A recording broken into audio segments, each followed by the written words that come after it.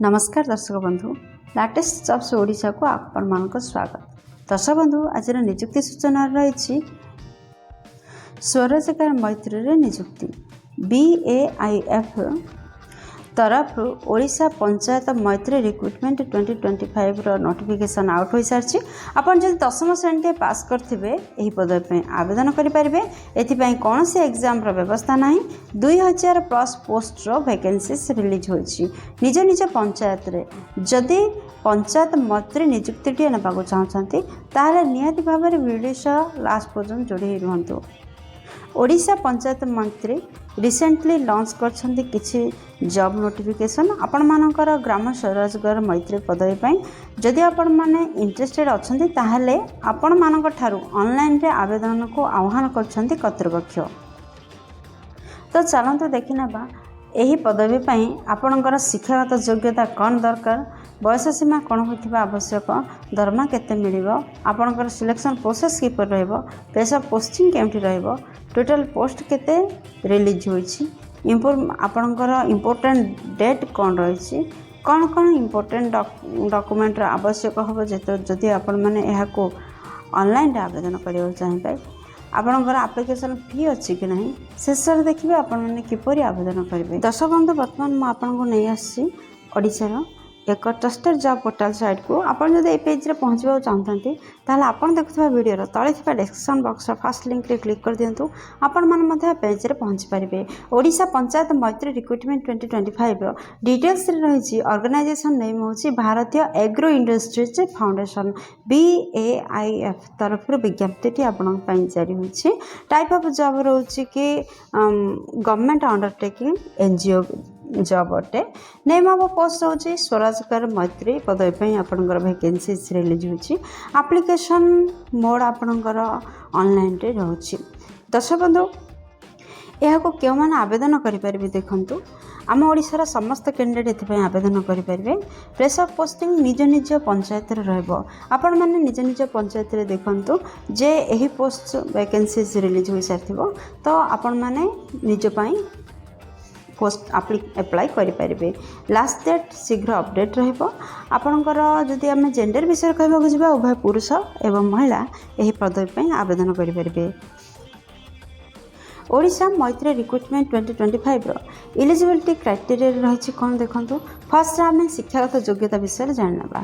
दर्शक बंधु स्वरोजगार मैत्री रिक्रुटमेंट 2025 ऑफिशियल नोटिफिकेशन अनुसार कैंडिडेट निहाती भाव में 10वीं श्रेणी पास करथिबा आवश्यक। आपन जेकोसी स्वीकृतिप्राप्त बोर्ड रो जदि 10वीं श्रेणी पास करछंती ताहले पदवी पे आवेदन करि परिबे। वर्तमान चलते देखा एथपाई कौन बयस सीमार आवश्यकता रही। फर्स्ट आपणकर जदि साधारण केस आसते आपणकर सर्वनिम्न बयस 18 वर्ष एवं सर्वाधिक बयस 38 वर्ष होते आपण मैंने पदवी आवेदन करेंगे। यह व्यतीत गवर्नमेंट रूल अनुसार आपणकर एज रिलैक्सेशन रोचे। जदि OBC कैंडिडेट होते 3 वर्षर एज रिलैक्सेशन रोचे जहाँफल आपण मैंने सर्वाधिक 41 वर्ष पर्यंत फॉर्म अप्लाई करेंगे।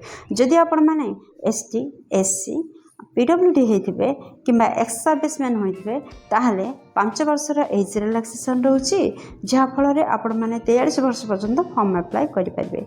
दर्शक बंधु जदि आम दरमा विषय कहवा मासिक 20,000 टंका दरमा आपणकर धार्य करा जायछि। दर्शक बंधु यार सिलेक्शन विषय जो देखा जा दुईटी प्रोसेस रे आपणकर सिलेक्शन रही।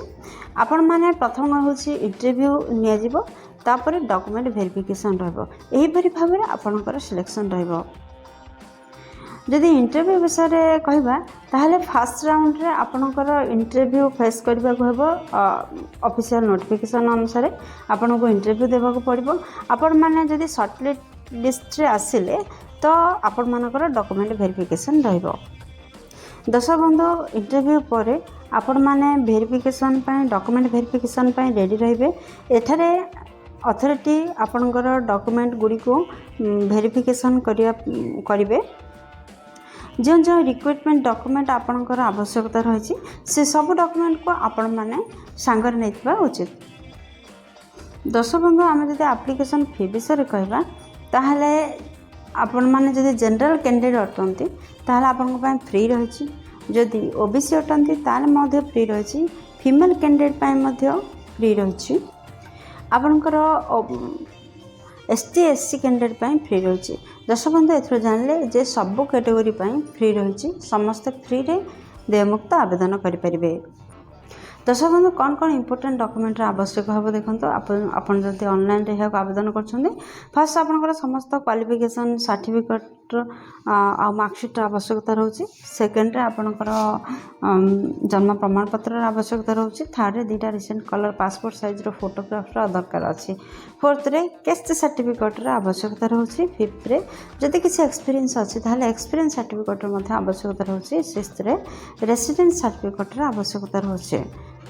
तो दर्शक बंधु आपण मैंने 6 डॉक्यूमेंट को रेडी करूँ एवं ऑनलाइन रे शीघ्र आवेदन करूँ।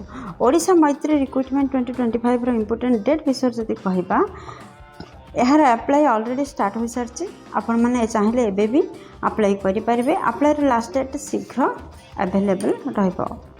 ओडिशा मैत्री रिक्रुटमेंट 2025 रो इम्पोर्टेंट नोट कौन रही देखो दर्शक बंधु जितेबाला आपण मैंने जदि इंटरेस्टेड अच्छा पदवी तो जितेबाला आपण मैंने एप्लिकेशन फॉर्म को फिलअप कर तो उपयुक्त गाइडलाइन भाव में फिलअप करेंगे एवं आपण मैंने ठीक भाव में करेक्टली यह फिलअप करेंगे नचेत आपंकर दरखास्त रिजेक्ट होबार चांसेस रही।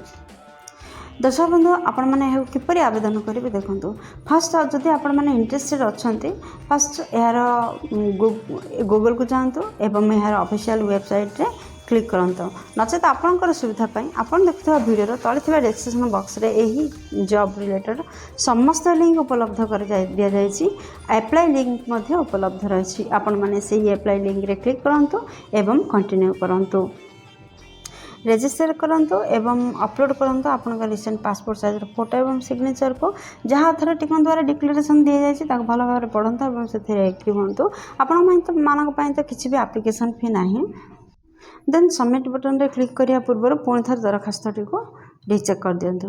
दर्शक बंधु एपरी भाव में अप्लाई करंतु।